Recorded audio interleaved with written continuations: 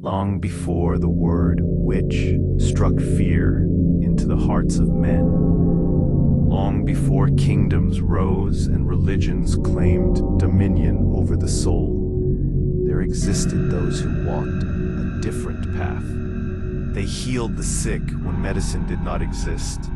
They read the stars before astronomy had a name. They spoke to the rivers, the forests, the moon, and the world listened. Every age remembers them differently. To some, they were wise.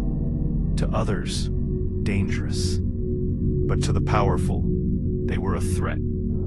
Yet one truth has survived every empire, every age of fear, every attempt to erase their existence.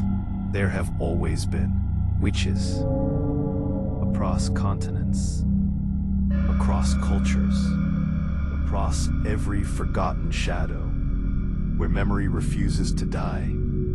So this is the forgotten history of witchcraft. The ancient story of those who walked with nature, challenged oppression, and held a secret older than civilization itself. Pride, vanquished in shadow, the bitterness of the ancient past. This is the forgotten history of witchcraft. The ancient story of those who walked with nature. Strong. Welcome to Historic Isles, translated into Wick. Before the first walls of cities rose from the earth, before kings engraved their laws on stone tablets, there were human beings standing in the silence of forests, watching the moon with eyes full of wonder. Across continents, these early humans did not have temples. They did not have scriptures. They did not have gods carved from marble or gold. What they had was the world. The world itself was their religion.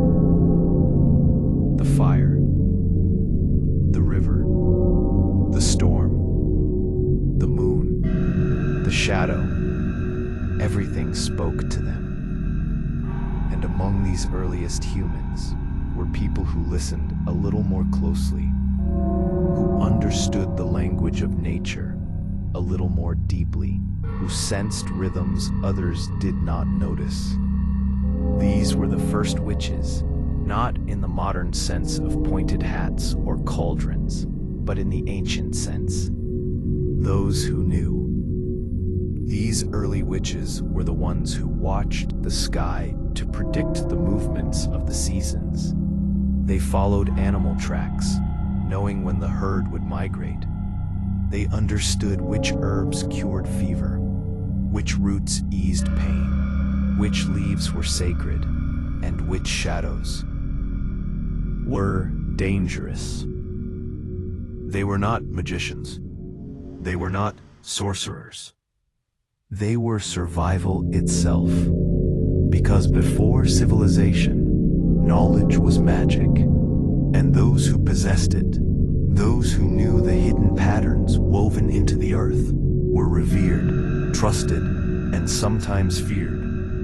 Humanity was young then, fragile, vulnerable, threatened by storms, wild beasts, droughts, fire, sickness, and the unexplainable forces of nature.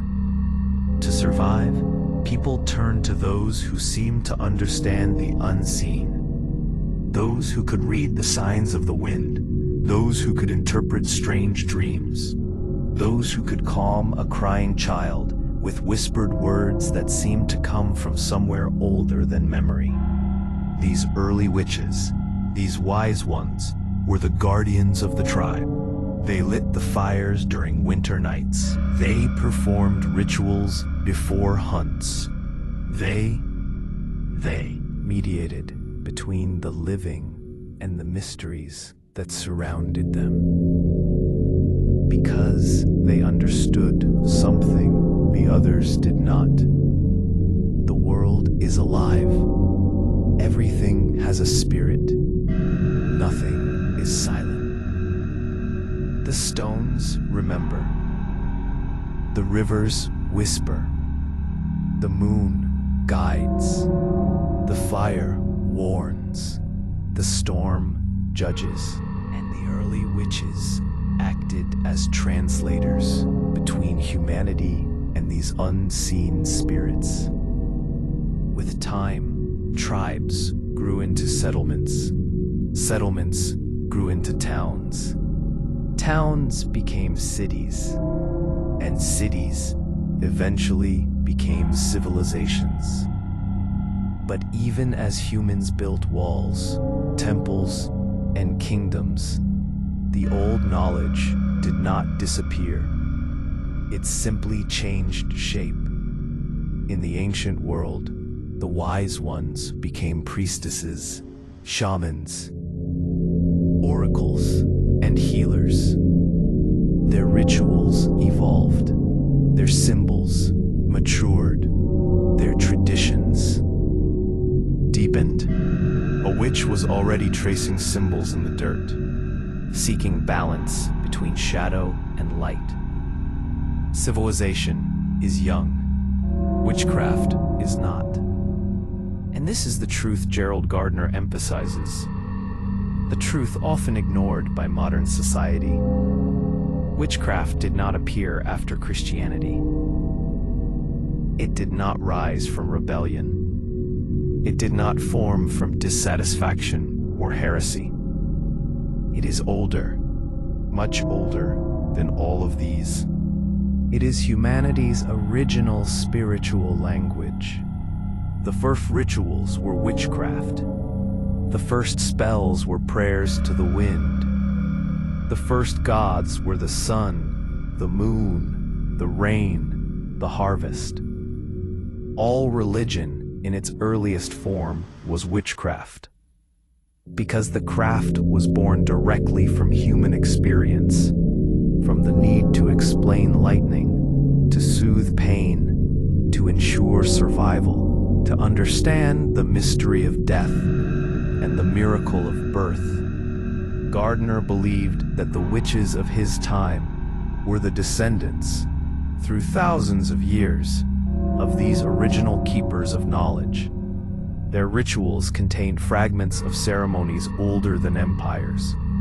Their chants held echoes of a world before written history. Their symbols carried meanings from civilizations long buried beneath sand and soil. Civilizations rise and fall. Empires flourish and vanish. Religions spread and fragment. But witchcraft endures.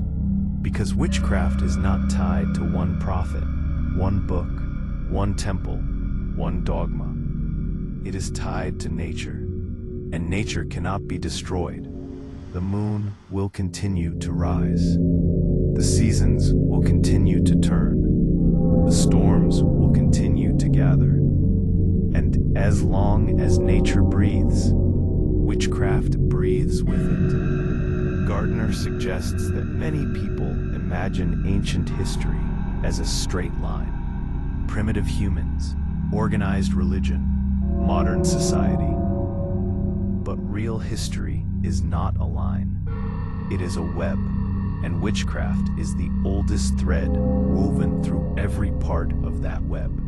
When you brush away the dust of time, when you listen closely beneath the noise of modern life, you can still hear the heartbeat of the old world. The world from which witchcraft was born. A world where humans understood that power does not always wear a crown, truth does not always speak from altars, and wisdom does not always wear robes.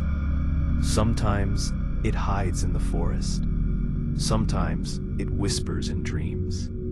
Sometimes it passes quietly from one generation to the next without ever being written down. Civilization forgets. Witchcraft remembers. And that is why Gardner opens this chapter with such force.